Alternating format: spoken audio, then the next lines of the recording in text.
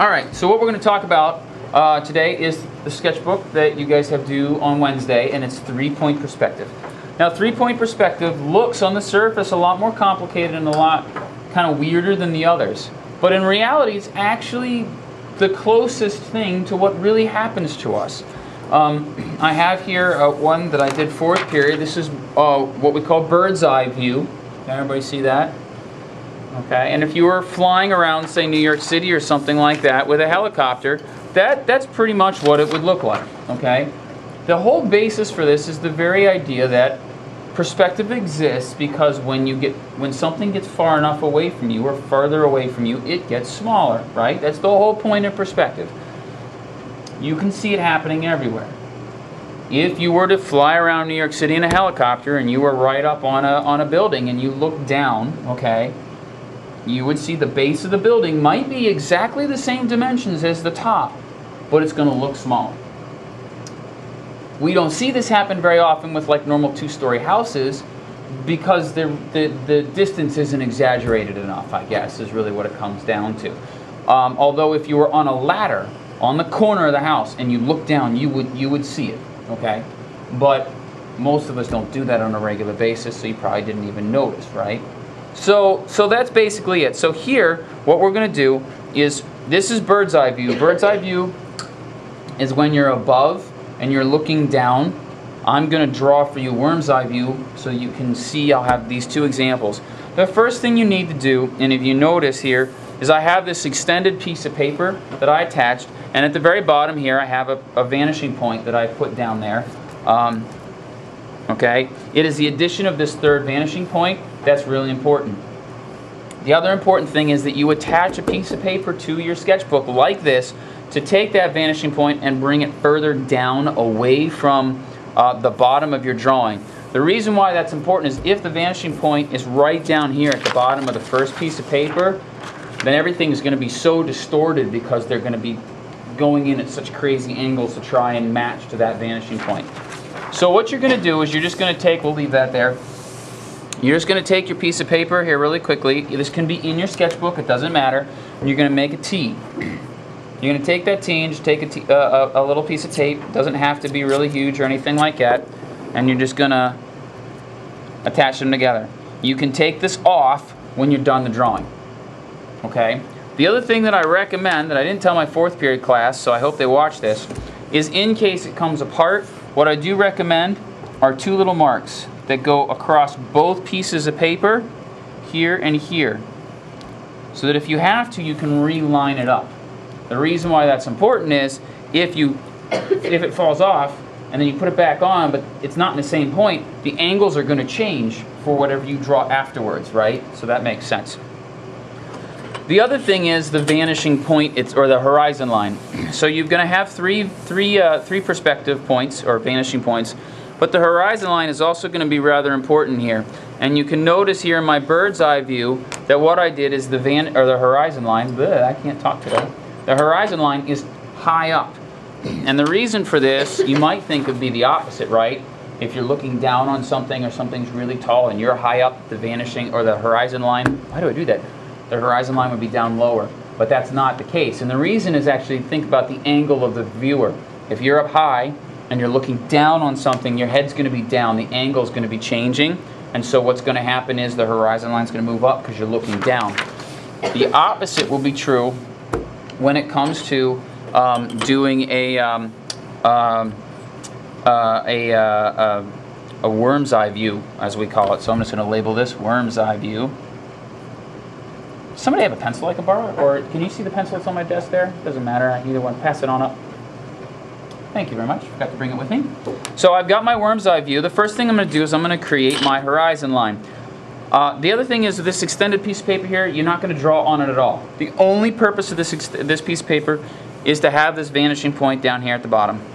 That's it. That's all it's going to serve. It's the only purpose it's going to serve.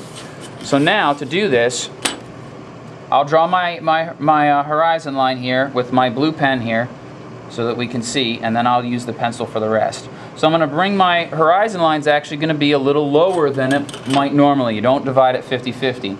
And the reason for this is the idea of worm's eye view is you are now standing below a building and you're looking up at it, okay? So the nature of you looking up, the horizon line is going to come down a little bit. Doesn't have to be maybe as extreme as I drew it here, but you get the point.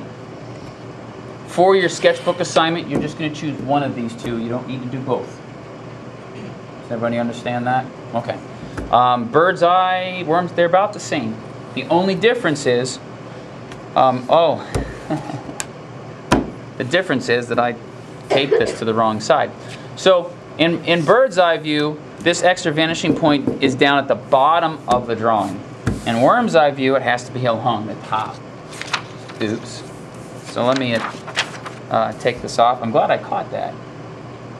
That would have made for a really bad demo. You guys all would have come in here on Wednesday. I don't understand why it's wrong. Because I taught you wrong. So let me, I'm trying not to rip it. There we go. So just flip it around here.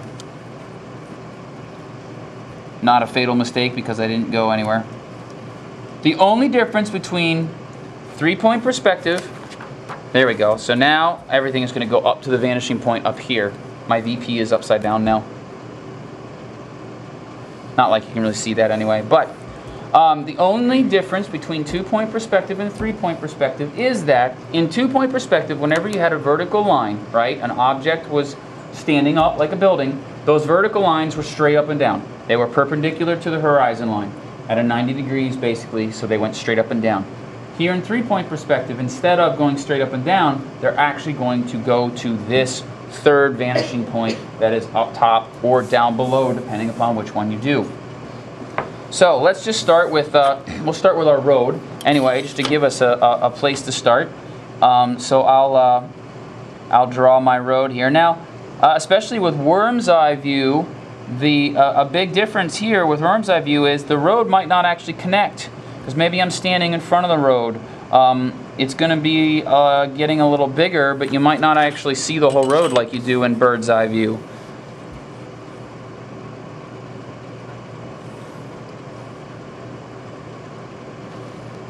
Okay, so there we've got our road. Now we're going to draw our first building. We'll just start it from here. And again, the vertical lines go all the way to the vanishing point that I have on the second piece of paper. So I'm going to start here. And the first one might not be quite so obvious, but the others will be. Now, let me ask you a question. If it's worm's eye view, are most of the buildings or all the buildings going to be above or below the horizon line? A worm's eye view, above. The idea of a worm's eye view is that you are below looking up on an object, so you would not see the roof of the objects at all. Whereas in the bird's eye view, you would almost never have a... Now that's a little bit easier, where you could be flying through a city, some buildings would be below you, some buildings would be above you, okay? But in worm's eye view, pretty much you're going to have everything above the horizon line. But we'll do one just in case to show you what it might look like if it was a really small, like a box, like a... You'd say you build a house in 3-point perspective and there's a UPS box in front of you. Okay, that would be below the horizon line. Okay, so we'll do that. So anyway, just going to draw all the way up to the vanishing point. We'll start there. We'll just make that a little bit bigger. Now, I'm going to draw the base here.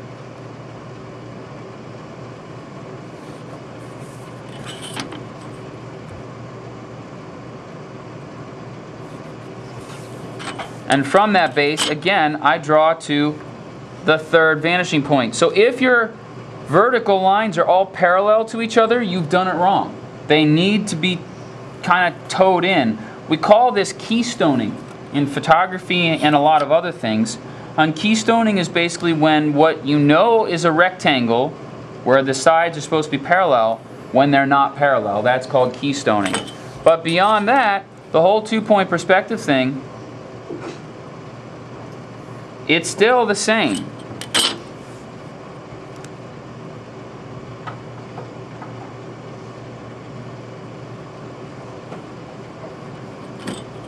Now, I did my horizon line in blue pen, so I can't erase it. Maybe I should have done it in pencil, but it's okay. I'm going to erase these extra lines here.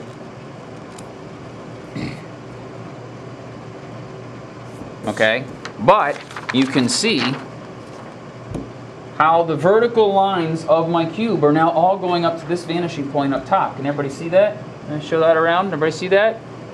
Okay.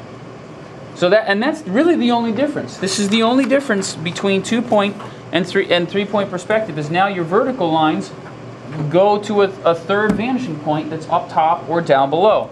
And it's really important to make sure that that vanishing point is actually separated by a good 11 inches when you're doing the sketch, or else everything, you can imagine if my vanishing point was here, all my angles would be really extreme, you know, and then everything would look really strange. So adding this extra piece of paper is really important. Let me just do a couple more. As the buildings go out to the sides, the angles are going to get more exaggerated as well, so just be mindful of that. They might start to look a little strange. But let me just make 2 more. I'll do one above the horizon here on the left, and I'll do one below the horizon here on the right, and I think you guys will have the idea.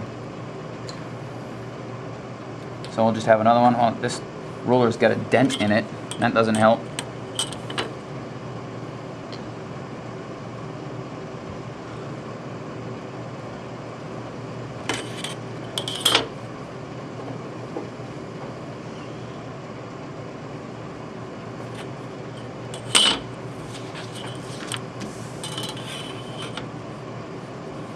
So now I'm going to go all the way up to the top vanishing point here for these vertical lines.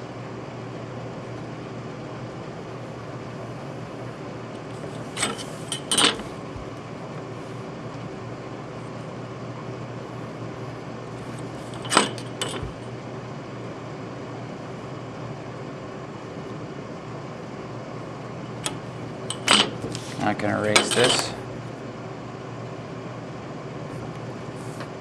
Okay, so that's one. Can you all see that? Okay.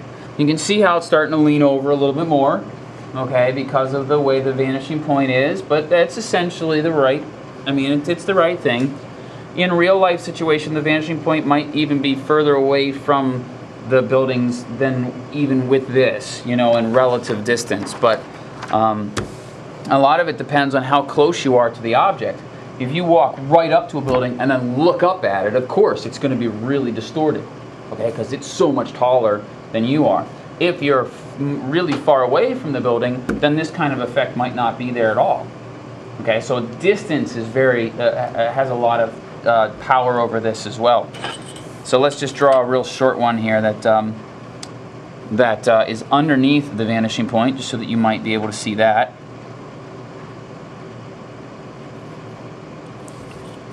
This is a really small little building here.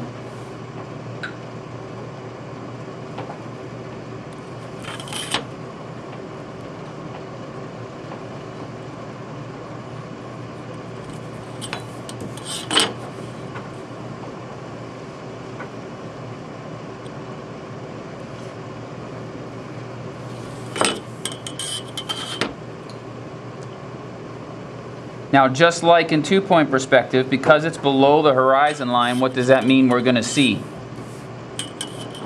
What's that? The top. Yeah, the top of the object. So I have a little bit more work to do here with the object, because I have to do the 2-point perspective on the sides. So let me just finish this. Okay, so now I've got the basic box, but I have to finish the top. See? Okay, pretty easy. So now I just need to finish the top. So let's just do that real quickly, and then we'll be done.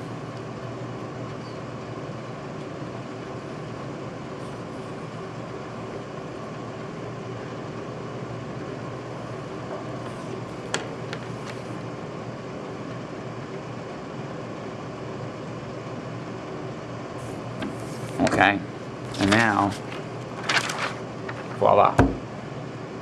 Okay, 3-point perspective.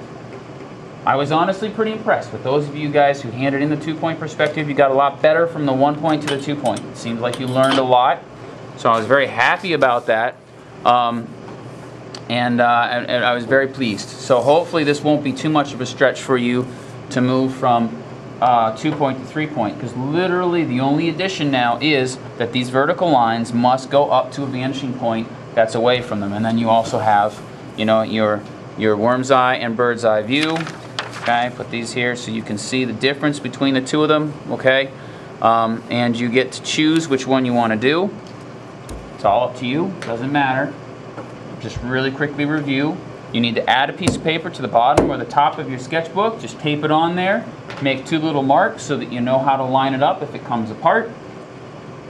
Put the vanishing point way up at the top, about as close to the center as you possibly can.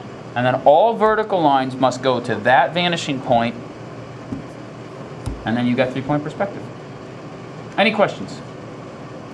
Awesome.